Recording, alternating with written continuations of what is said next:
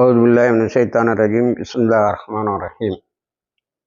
அன்பார்ந்த நேயர்களே, பலஸ்தீன் மீட்பு போர் 332வது நாளை எட்டியிருக்கிறது. இந்த 332வது நாளில் தொடர்ந்து 6வது நாளாக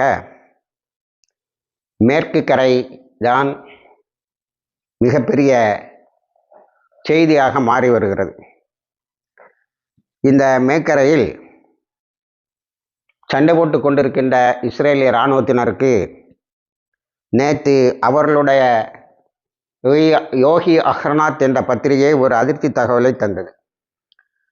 அது என்னவென்று சொன்னால், அல் காசம் பட்டாலியன், அல் அக்ஸா மார்டேஸ் பிரிகேட் இவர்களைச் சேர்ந்த 23 முழு அளவு படைப்பிரிவினர் அங்கே வந்திருக்கிறார்கள். குறிப்பாக அவர்கள் காசாவில் எதையெல்லாம் வைத்து சண்டையிட்டார்களோ, காசாவில் எந்த ஆயுதங்களை எல்லாம் வைத்து போரிட்டார்களோ அதே ஆயுதங்களோடும் வந்திருக்கிறார்கள். ஆகவே நேற்று ட்ரோன்கள் பறந்ததை சுட்டு வீழ்த்தி இருக்கிறார்கள். ஆக இது ஒன்றும் அவ்வளோ எளிதாக முடியக்கூடிய ஒரு விவகாரம் அல்ல. கழிந்த 9 மாதங்களாக இஸ்ரேலிய இராணுவம் காசாவில் 24 பட்டாலியன் தான் இருக்கிறார்கள், அவர்கள் அழித்து விட்டால் எல்லாம் முடிந்துவிடும் என்று சொன்னார்கள். 9 மாதமாக அவர்கள் குறைந்ததாக தெரியவில்லை. அதன் பிறகு அவர்கள் அப்படியே இருக்கிறார்கள். இறந்தவர்கள் இருக்கிறார்கள் அல்லது ஷஹீதானவர்கள் இருக்கிறார்கள். ஆனால் புதிய ரிக்ரூட்டுகள் வழியாகவும் புதிய பயிற்சிகள் வழியாகவும் அவர்கள் ஒரு மாடர்ன் ஆர்மியை, நவீன ஆர்மியை மீண்டும் உருவாக்கி விட்டார்கள் என்று சொன்னார்கள். ஆகவே எத்தனை பெட்டாலியன் இருந்தார்கள் என்று தொடக்கத்தில் சொன்னார்கள் என்றால் 60. அந்த 60ம் இப்பொழுது காசாவில் அப்படியே இருக்கிறது. இப்பொழுது மிகவும் பெரிய யுத்தக்களமாக இருக்கக்கூடிய மேற்கரையில் அதில் 23 பட்டாலியன்கள் வந்து இறங்கி இருக்கிறார்கள், எல்லா ஆயுதங்களோடும் என்பது பீதியை உருவாக்கி இருக்கிறது. அதனால் இஸ்ரேலிய இராணுவத்திடம் மிகப்பெரிய தயக்கம். பலர் இராணுவத்திலிருந்து பைய போகும் வாய்ப்பை எதிர்பார்த்து இருக்கிறார்கள்.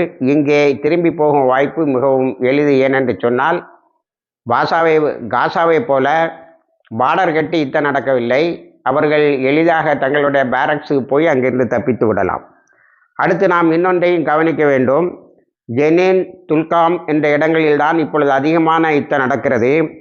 இந்த ஜெனீனில் சண்டை நடக்கிறது என்று சொல்லுகின்ற போதும், அங்கே அப்பாவி பாலஸ்தீன மக்கள் கொலை செய்யப்படுகிறார்கள் என்று சொல்லுகின்ற போதும் அவையெல்லாம் ரிஃப்யூஜி கேம்ப்ஸ் என்று சொல்லக்கூடிய அகதிகள் முகாமில் தான் நடைபெறுகின்றன.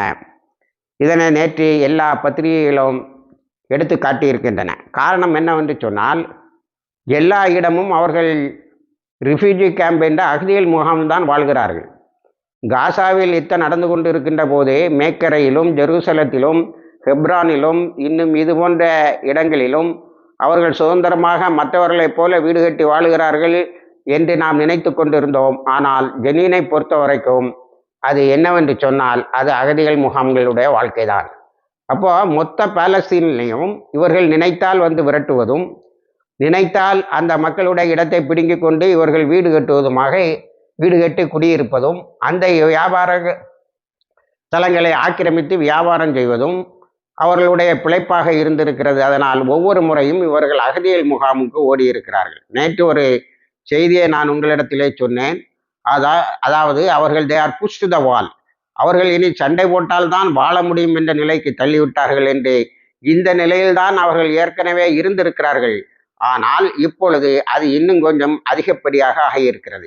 சொந்த இடத்தில் இருக்கிறீர்கள், கொஞ்சம் பேர் வருகிறார்கள் ஆயுதத்தோடு, போலீஸ் பாதுகாப்போடு உங்களை தூக்கி வெளியே வீசிவிட்டு அந்த இடத்தில் அவர்கள் குடியிருக்கிறார்கள். எந்த அளவுக்கு என்றால், நான் இதற்கு முன்னால் பல காலொலிகளிலே உங்கள்கிட்ட சுட்டி காட்டியது போல 1967 வரைக்கும் இயற்கை எரிவாயுவை இறக்குமதி செய்து கொண்டிருந்த இஸ்ரேல் 1967 பல இந்த இடங்களை எல்லாம் பிடித்த பிறகு அது இயற்கை வாயுவை ஏற்றுமதி செய்து கொண்டிருந்தது என்பது ஒரு உண்மை. அதே போல நேற்று பல தாக்குதல்களை துக்காம்லேயும் ஜெனீன் ரிஃப்யூஜி கேம்பிலே நடத்தி இருக்கிறது. அதில் 29 பேர் இறந்திருக்கிறார்கள். இப்பொழுது காசாவில் போலியோ நடக்கிறது, 87,000 பேருக்கு போலியோ சொட்டு மருந்து போட்டார்கள் என்று பேசுகிறார்கள். அதே போல மரணத்தின் எண்ணிக்கை இங்கேயும் அதிகமாகி வருகிறது. தினமும் 20 அல்லது 30 என்று ஆகிறது. நேற்று 29 பேர் கொலை செய்யப்பட்டிருக்கிறார்கள். அதில் குழந்தைகள் கொலை செய்யப்பட்டிருப்பது எல்லாம் தலையில் துப்பாக்கியால் சுட்டு கொண்டிருக்கிறார்கள் என்று பிஆர்சிஎஸ் என்று சொல்லக்கூடிய பாலஸ்தீனியன் ரெட் கிரசன்ட் சொசைட்டி அறிக்கை விட்டு இருக்கிறது. நான் இதே காசாவில் 45 மருத்துவர்கள் ஒன்றாக கூடி வெளியிட்ட ஒரு அறிக்கையை பற்றி உங்களிடத்திலே சொன்னேன். அவர்கள் குழந்தைகளையும் பெண்களையும் தலையிலும் நெஞ்சிலும் சுட்டுத்தான் கொண்டிருக்கிறார்கள். இதில் ஒரே மாதிரியாக இருக்கிறது. ஆகவே பாயிண்ட் பிளாங்க் என்று சொல்லக்கூடிய மிக அருகாமையில் இருந்து சுட்டு கொண்டிருக்கிறார்கள் என்று சொன்னோம். அதே தான் நேற்று பிஆர்சிஎஸ் அறிக்கை ஜெனின்லையும் சுட்டி காட்டுகிறது. ஆனால் ஜெனினின் துக்காராம் ஏரியாவிலும் அவர்கள் அவ்வளவு எளிதாக வந்துவிடவில்லை. முதலில் ஒரு ட்ரோனை அனுப்பி குண்டு போட்டு இருக்கிறார்கள். அதன் பிறகு வந்த ட்ரோன் சுட்டு வீழ்த்தப்பட்டிருக்கிறது. அதை கண்டுபிடித்த பிறகுதான் யோக ஆகர்நாத் என்ற பத்திரிகை இவர்களிடத்தில் எல்லா ஆயுதங்களும் வந்துவிட்டது, இனி காசாவை போல் ஒரு நீண்ட யுத்தம் இங்கும் நடைபெறும் என்று சொல்லியிருக்கிறார்கள். எங்கேயும் இஸ்ரேலியர்கள் வெளியே வரக்கூடாது என்று உத்தரவு. டெல்லவியில் பயங்கரமாக கூடியிருக்கிறார்கள். நேற்று அவர்கள் டெமான்ஸ்ட்ரேஷன் என்று சொல்லக்கூடிய ஊர்வலத்தை பெரிய அளவில் நடத்தியிருக்கிறார்கள், வேலை நிறுத்தத்தை நடத்தி இருக்கிறார்கள். உடனே நெத்தன்யாஹூ நம்ம ஒரு அரசாங்கத்தை போல உச்ச நீதிமன்றத்திற்கு சென்றிருக்கிறது. உச்ச நீதிமன்றம் 3.5 மணி நேரம் அவகாசம் எடுத்துக்கொண்டு இது அந்த அகதிகளுக்காக நடத்தப்பட்ட ஊர்வலம் அல்ல, இது பொலிட்டிக்கல் ஸ்ட்ரைக், அரசியல் போராட்டம், ஆகவே இதை நாங்கள் தடுக்க முடியாது என்று சொல்லிவிட்டார்கள். ஆகவே இன்றும் அந்த போர் நடந்து கொண்டு இருக்கிறது. இப்படி டெல்லவியில் மக்கள் கூடுவதும் அதே நேரத்தில் இங்கே மேக்கரையிலும் ஜோர்டான் வேலியிலும் இன்னும் பல இடங்களிலும் மக்கள் வீட்டை விட்டு வெளியிலே வராமல் தவித்து கொண்டு இருக்கிறார்கள். மக்கள் என்று சொல்லக்கூடாது, அவர்கள் வந்தேரிகள், கிரிமினல்கள். இப்போ வந்தேரிகளுக்கு சரியான பாடம். அங்கிருந்து ஓடி பென்குரியன் ஏர்போர்ட்டில் பயங்கர கூட்டம். பென்குரியன் ஏர்போர்ட்டில் என்ன பிரச்சனைன்னு சொன்னால், பென்குரியன் ஏர்போர்ட் நேற்று 2 மணி நேரம் அவர்களாகவே சஸ்பெண்ட் பண்ணிவிட்டதாக சொன்னார்கள். எல்லா ஃப்ளைட்டையும் நிறுத்தி வச்சுருங்க 2 மணி நேரத்துக்கு என்று. அதே நேரத்தில் இந்த 2 மணி நேரம் எல்லா விமானங்களும் நிறுத்தப்பட்டது ஒரு பீதியை ஏற்படுத்தி இருக்கிறது. இப்பொழுது நடக்கின்ற போராட்டம், ஷேர் மார்க்கெட்டில் விழுந்த வீழ்ச்சி, இவையெல்லாம் சேர்ந்து பேங்கில் மக்கள் போய் நிற்கிறாங்க. இருக்கிற பணத்தை எல்லாம் எப்படியாவது எடுத்துகிட்டு போயிடணும்னு. பேங்கிங் பிஸ்னஸே ஒரு விண்டோ ட்ரெஸ்ஸிங்னு தான் சொல்லுவாங்க. போட்டு எடுத்துக்கிட்டு இருந்தாங்கன்னா நல்லது. எல்லோரும் போட்ட பணத்துக்கு ஒரே நாளில் போயிட்டோன்னா பேங்கு விழுந்துடும். இப்படி பல பேங்குகள் விழுந்து கொண்டு இருக்கின்றன. மக்களுக்கு அரைகுறையாக இருந்த நம்பிக்கையும், தங்களுடைய பணத்தை மீண்டும் எடுத்து விடலாம் என்று இருந்த நம்பிக்கையும் இல்லாமல் பென்குரியன் ஏர்போர்ட், அங்கிருந்து பேங்க், இப்படி அலைந்து கொண்டு இருக்கிறார்கள். இது ஒரு கூட்டம். அப்போ இஸ்ரேல் எப்படி கவலையறப்பட்டு கொண்டு இருக்கும் என்பதை நீங்கள் அறிவீர்கள். அடுத்து துல்காமிலையும் ஹமாம் என்ற ஒரு இடத்திலும் நடந்த சண்டையில் 26 இஸ்ரேல் இராணுவத்தினர் அம்பேல அடித்து வைக்கிறாங்க. அடிக்கடி ஆம்புஷ் நடக்கு. எங்கே தெரியுமா? ஹைவேல தங்களை பதுக்கி வைத்து கொண்டு இஸ்ரேலிய இராணுவத்தினர் வரும்போது அங்கேயே அடிக்கிறார்கள். இப்போ புல்டோசர் போன்றவற்றையெல்லாம் அவர்கள் முழுமையாக உள்ளே விடுவதில்லை. வரக்கூடிய வழியிலேயே தங்களிடம் இருக்கின்ற ஆர்பிஜி செல்லுங்கிறான். எங்கள் காசாவில் இதையெல்லாம் பயன்படுத்தினார்களோ அதை அத்தனையும் வெஸ்ட் பேங்க் பகுதியிலும் பயன்படுத்துகிறார்கள். அவற்றின் விளைவாக பயங்கரமான இழப்புகளுக்கு இஸ்ரேலிய இராணுவம் ஆளாகி கொண்டு இருக்கிறது. அந்த அழுத்தங்கள் அத்தனையும் நெத்தன்யாஹூவுக்கு வந்து கொண்டு இருக்கிறது. இனிமேல் நம்ம காசா பகுதிக்கு வந்தால் காசா ஓரளவுக்கு அமைதியாக இருக்கிறது. ஏனென்று சொன்னால் போராளிகள் நிலையில் இருந்து எந்த தாக்குதலும் இல்லை. ஒருவேளை போலியோ போடட்டும் என்று விட்டு இருக்கிறார்களா என்று என்ன தோன்றுகிறது. ஆனால் ரஃபாவினுடைய கிராசிங்லையும் பிலடெல்ஃபி அந்த காரிடார்லையும் சில சண்டைகள் நடந்திருக்கிறது. இப்போ அந்த பிலடெல்ஃபி காரிடாரை எகிப்து கையில் விட்டுட்ட மாதிரி தெரியுது. எகிப்து, நேற்று நான் சொன்னேன், நேற்று எகிப்திய இராணுவத்தினரின் உள்ளக்குமுறல் மிகப்பெரியதொரு யுத்தத்தை ஏற்படுத்த வாய்ப்பு இருக்கிறது என்று எகிப்து, அதற்கு இணங்க இன்றைக்கு எகிப்து மிகப்பெரியதொரு எச்சரிக்கையை விடுத்திருக்கிறது. அடுத்தது யுத்தமாகத்தான் இருக்கும் என்று. இப்போ இதில் பிரச்சனை என்னன்னா, இதுவரைக்கும் பிலடெல்பியா பற்றி தான் நெத்தன்யாகு கவலைப்பட்டுக்கிட்டு இருந்தான். இப்போ ரஃபா கிராசிங்கும் சேர்த்து தான் எகிப்து சொல்லுது, ரெண்டுல இருந்து நீ வெளியே போயே ஆக வேண்டும், இல்லையேல் ஒரு பெரிய யுத்தம் தொடங்க வேண்டியது வரும் என்று சொல்லியிருக்கிறது. அதே நேரத்தில் அமெரிக்காவுக்கு எகிப்தினுடைய வெளிவிவகாரத்துறை அமைச்சர் ஹாரிஸுக்கும் பைடனுக்கும் கடிதம் எழுதியிருக்கிறார். என்னவென்று எழுதியிருக்கிறார் என்று சொன்னால், இது பிலடெல்பியா காரிடாரை வச்சு இவர் இந்த நெகோசியேஷன்ஸ்லாம், இந்த பேச்சுவார்த்தையை காலந்தாழ்த்தி படுகொலைகளை செய்து கொண்டு இருக்கிறார். இப்பொழுது அதில் நிரந்தரமாக இருப்பேன் என்று சொல்லுகிறார். அது எங்களுக்கு சொந்தமானது, நாங்கள் எந்த நிலையிலும் விட்டு கொடுக்க முடியாது. இதுவரைக்கும் இராணுவத்தின் கைகளை எங்களுடைய இராணுவ அதிகாரிகள் கட்டி போட்டு இருந்தார்கள், இனி அது நடக்காது. அதே போல ரஃபா கிராசிங்கும் அவர்கள் தங்களுள்ளதாகவே நினைத்து கொண்டு, ஏன்னா இதுவரைக்கும் எகிப்தே அதை பேசலை, ரஃபா கிராசிங்கை அவர்கள் தங்களுக்குள்ளதாக நினைத்து கொண்டு இராணுவத்தை பெரிய அளவில் நிறுத்தி இருக்கிறார்கள். அங்கே இருக்கின்ற எங்களுடைய இராணுவத்தினர் வெகுண்டெழுவார்கள் போல தெரிகிறது. ஆகவே நாங்கள் அதை யுத்தமாக முறைப்படுத்த வேண்டியது வரும் என்று சொல்லியிருக்கிறார்கள். இது ஒரு பெரிய சீரியஸான விஷயம். அடுத்தது, அப்போ எகிப்து கொஞ்சம் கொஞ்சமாக யுத்தத்துக்கு வருமா, இல்லை அமெரிக்காவினுடைய உருட்டல் புரட்டல்களுக்கு பயந்து அடங்கி போய் கிடக்குமா என்று தெரியவில்லை. அடுத்தது ஹிஸ்புல்லா நேற்று 70 ராக்கெட்டுகளை தொடர்ந்து வீசி இருக்கிறது. இதில் 17 இடங்களில் எலக்ட்ரிசிட்டி முற்றாக கட்டாயிருக்கு. இப்போ என்னன்னா, டெல்லவியில் ஹெரிடிங் அவங்க எங்களை பழமைவாத யூதர்கள் எங்களை யுத்தத்துக்கு கூப்பிடாத, அது ஒரு போராட்டம். ஹாஸ்டேஜஸ் டீல உடனேயே நீ கையெழுத்து போட்டு எஞ்சி இருப்பவர்களை உயிரோடு கொண்டு வா, அதுக்கு ஒரு போராட்டம். வேலை நிறுத்தம், பொருளாதாரம், வேலை இல்லை, வியாபாரம் இல்லைன்னு ஒரு பெரிய போராட்டம். அதில் தான் 3 லட்சம்னு சிலர் வாய்க்கு வந்தபடி 5 லட்சம் 10 லட்சம்னு போடுவாங்க. அவ்வளோ ஒரு தெருவில் நிற்கிறாங்க. ஹிஸ்புல்லா ஒரு ஃபேஸ் 2 இப்போ ஆரம்பித்தா ஒரு 2-3 லட்சம் பிணங்களை டெல்லவியினுடைய களத்திலே உருவாக்க முடியும். இதையெல்லாம் செய்யாது என்பது அந்த மக்களை சொல்லக்கூடிய வாக்குறுதி. இப்போ எல்லாரும் இங்கே நிற்கிறான். அடுத்தால பென்குரியன் ஏர்போர்ட்டு 2 மணி நேரம்னா நேரம் ஓப்பன் பண்ணியிருக்க வாய்ப்பு இருக்குது. ஆனால் எல்லாம் பேங்கில் வந்து நிற்கிறான், பணம் இல்லை. இந்த மொத்த கபலீகரமும் இந்த மொத்த குழப்பமும் நெத்தன்யாகுவை எதுவுமே செய்யவில்லை. நான் ஹமாஸை முற்றாக அழிப்பேன் என்று சொல்வதைத்தான் அந்த இஸ்ரேலிய மக்களால் பொறுத்து கொள்ள முடியவில்லை. நேற்றும் எஸ்தக் பிரிக், நாங்கள் 1000 தடவை உன்னை எச்சரித்தும் நீ அழிவிலேயே விட்டு விட்டாய், எக்கேடும் கெட்டுப்போ என்று சொல்லிவிட்டார்கள். அவர் சொல்வதை பார்த்தா அவரே கிளம்பி வந்துடுவார் போல தெரியுது. அடுத்தது சிரியன் கைட்ஸு அவங்க கையிலிருந்து போகுது. ஏன்னா அமெரிக்கா சிரியாவினுடைய பெரும்பகுதியை தன்னுடைய தளங்களின் மூலம் கட்டுப்படுத்தி வந்தது. ஈராக், சிரியா இஸ்லாமிக் ரெசிஸ்டன்ஸ் என்று சொல்லக்கூடிய ஈராக்குக்கும் சிரியாவுக்கும் சேர்ந்த அந்த இஸ்லாமிக் ரெசிஸ்டன்ஸு அடித்த அடியில் அந்த சிரியாவினுடைய இந்த பகுதி கையகப்படுத்தப்பட்டு விட்டது என்று சொல்லுகிறார்கள். ஆக எந்த தகவல் வருகிறது.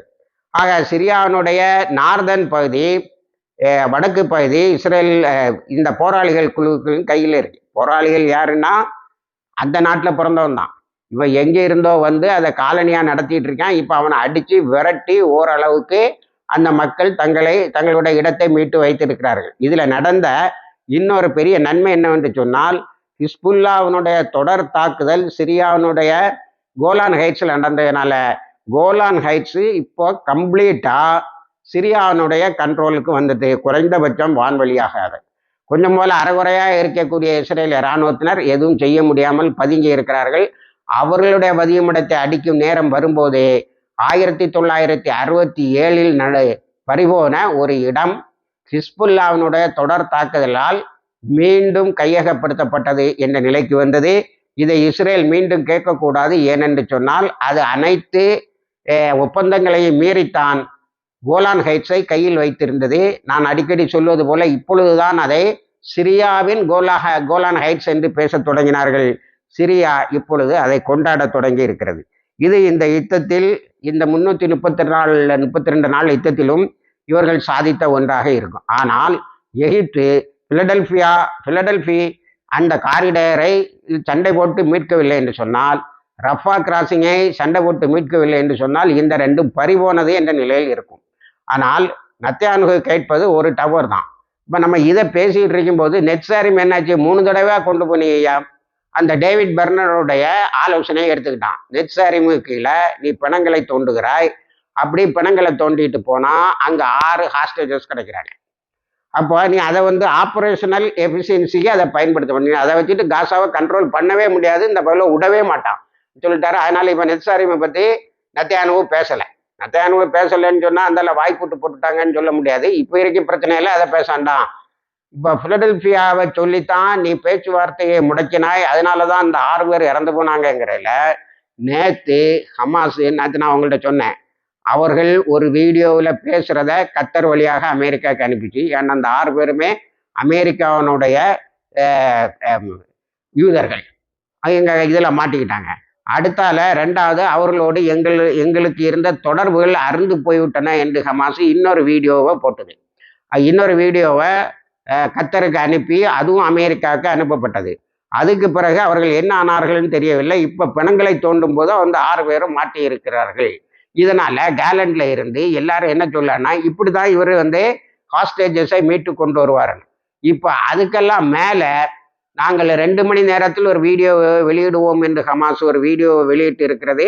அந்த வீடியோவில் என்ன சொல்லுகிறது என்று சொன்னால், அவர்கள் கடைசி நேரத்தில் பேசிய பேச்சுக்கள், எங்களுடைய காலம் இப்படித்தான் முடியும் போல தெரிகிறது, எல்லா அழைத்து வரப்பட்டவர்களுடைய நிலையையும் இப்படித்தான் நெத்தன்யாஹூ நாங்கள் இருக்கக்கூடிய இடத்தை தெரிந்து கொண்டே அவர்கள் குண்டுகளை போட்டார்கள், கொண்டார்கள் என்று பக்கத்தில் இருப்பவர்கள் சொல்வது போல ஒரு வீடியோவை கிரியேட் பண்ணியிருக்காங்க. இந்த வீடியோவில் என்னன்னா, இறப்பதற்கு முன்னாடி போட்ட வீடியோன்னு போடுறாங்க. அதை உடனே அனுப்பிட்டாங்க, இவங்களுக்கு கண்ட்ரோல் இல்லாத உடனேயே அனுப்பிட்டாங்க. இப்போ அதை பேசுறது யாருன்னா, இறந்து போனவங்க இல்லை, அவங்க பேச முடியாது, அபு உபைதா பேசியிருக்காரு. நீ எந்த பாயிண்டில் அவர்கள் உயிரோடு இருக்கும்போது நீ பிலடெல்பியாங்கிறத அனாவசியமாக கொண்டு வந்த, அது வரைக்கும் இருந்ததை நாங்கள் ஒத்துக்கிட்டோம். ரொம்ப கண்ணீர் வடிக்கக்கூடிய ஒரு வீடியோவாக அது இருக்கு. அதாவது நாங்கள் கொஞ்சம் கொஞ்சமாக விட்டு கொடுத்தோம், ஃபுல்லாக வெளியில் போங்கிறத, மக்கள் அதிகமாக குழுமி இருக்கும் இடத்துலேருந்து இஸ்ரேலிய இராணுவம் வெளியே போகும் ஏன்னா அது வரைக்கும் ஒத்துக்கிட்டோம். அதுக்கு அடுத்த 42வது நாளில் அவங்க வெளியில் போவாங்க, ஃபுல்லாக வெளியில் போயிடுவாங்கங்கிறத நாங்கள் ஒத்துக்கிட்டு இருந்தோம். ஆனால் கடைசியாக நீ என்ன செய்தன்னா, கொஞ்சமும் சம்மந்தம் இல்லாத, அது வரைக்கும் பேசாத பிலடெல்பியா காரிடரை கொண்டு வந்தேன். பிலடெல்பியா காரிடர் வரும்போது ஈஜிப்ட் ஆட்டோமேட்டிக்காக அதில் வந்துடுது. அது எங்களுக்காக சொன்னாலும் சரி, அதனுடைய தனித்தன்மைக்காக சொன்னாலும் முடியாதுன்னு ஒத்துக்கிட்டு, உனக்கு தெரியும் எகிப்தும் ஒத்துக்கிடாது, நாங்களும் ஒத்துக்கிட மாட்டோம்னு தெரியும், அதனாலே நீ பேச்சுவார்த்தையை உடைத்தாய், அதனால்தான் இந்த மரணங்கள் என்று அந்த வீடியோ முடிகிறது. ஆகவே வீடியோ யுத்தம் ஒன்று நடக்குது. அந்த வீடியோவில் நெத்தன்யாஹூ நேற்று ஒரு வீடியோ போடுறோம், நான் ஏன் பிலடெல்பியாவுக்கு அவ்வளோ முக்கியத்துவம் கொடுக்குறேன் அப்படின்னு கீழே இருந்து ஒருத்தன் கேட்குறான். அதனால் எந்த புண்ணியமும் இல்லைடா, இந்த ஹாஸ்டேஜஸ் இறந்ததை தவிர அங்கே சாதித்தது எதுவும் இல்லை என்று. அடுத்தது ஹூத்திஸ் நேற்று 3 கப்பல்களை தாக்கி இருக்கிறார்கள். அவர்கள் தொடர்ந்த தாக்குதலில் நேற்று சவுதி அரேபியாவினுடைய கொடியை ஏற்றி வந்த ஒரு கப்பலும் தாக்கப்பட்டு இருக்கிறது. அதை வச்சு ஒரு குழப்பத்தை பண்ணலான்னு பார்க்குறாங்க. சவுதி அரேபியாவினுடைய கப்பலை ஹூத்திஸ் தாக்கினார்களா? ஏன்னா ஹூத்திஸுக்கும் சவுதிக்கும் ஏற்கனவே சண்டை இருக்கு. ஆனால் இது முழு உண்மை வெளியில் வரும்போது ஒரு பெரிய அதிர்ச்சி தகவல் நமக்கு வரலாம். அது இஸ்ரேலு இப்போ நான் ரொம்ப தெளிவாகவே உங்களுக்கு பதிவிட்டேன். இஸ்ரேலு இப்போ ஃபியூவல் ஷார்ட்டேஜ், எரிபொருள் ஷார்ட்டேஜில் இருந்துகிட்டு இருக்கு.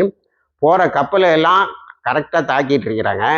அதனால ரெட்சி வழியாக போயிருக்கு, உலகத்தை சுற்றி போகாமல் ரெட்சி வழியாக போயிருக்கு. சவுதி இப்பொழுது அடிக்கடி அறிக்கையும் கண்டனங்களும் இஸ்ரேலுக்கு எதிராக விட்டுக்கிட்டு இருக்கனால சவுதி கப்பலில் எண்ணெய் போனால் அது எளிதாக போய்விடும் என்று ரெட்சி வழியாக வந்திருக்காங்க.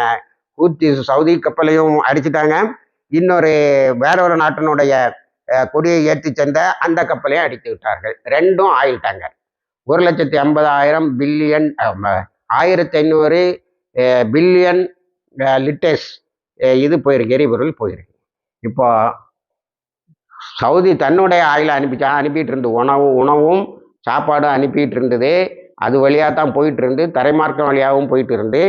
இப்போ இந்த சவுதி கப்பல் ரெட்சியில் அடிக்கப்பட்டதில் எண்ணெய் இருந்தது என்பது வரைக்கும் முடிவாயிருக்கிறது.